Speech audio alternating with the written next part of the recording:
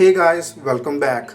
So Royal is back with the second generation foldable phone called the FlexPi 2, which the company plans to launch during the second quarter of this year. This second generation FlexPi handset is said to be a significant improvement in every possible way over the previous generation FlexPi. As per CEO, the new handset will feature a 7.8 inches display, flagship Snapdragon 865 processor, high-speed LPDDR5 RAM, quad camera setup and 5G capabilities for 9 different bands covering regions like the US, Europe and China.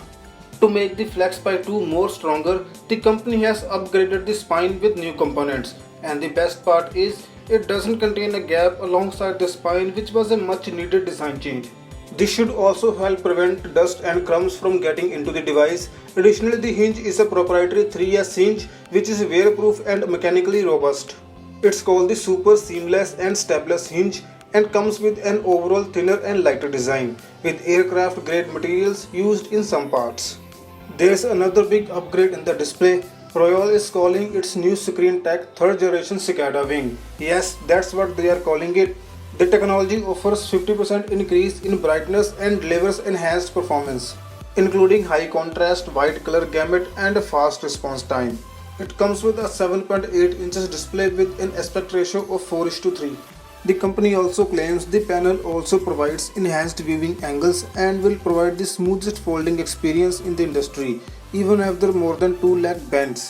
For now, let's believe this claim to be true. We will know more once it's launched officially.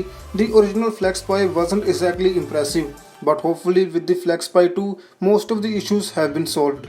As for pricing, there is currently no word on the FlexPi 2 price, but we do think it will be priced more than the original FlexPi, which costs $1,291.